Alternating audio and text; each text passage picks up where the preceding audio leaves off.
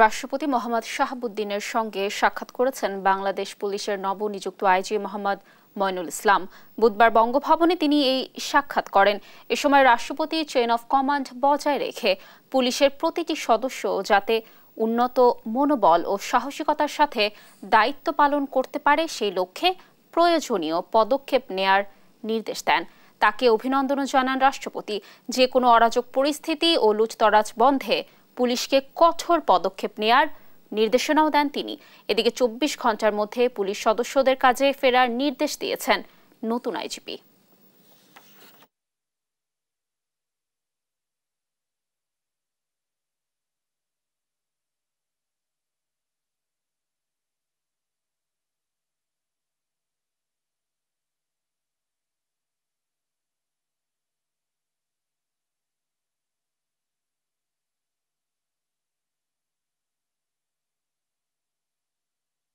আমাদের Rajarbagh police lines, public order management, POM, APBNs headquarter সহ অন্যান্য এপিবিএনস কার্যালয় সমূহ, সকল মেট্রোপলিটন এবং জেলা পুলিশ লাইন সহ সকল স্পেশালাইজড পুলিশ ইউনিটের সব অফিসার এবং ফোর্সকে আমরা ইতিমধ্যে নির্দেশনা দিয়েছি।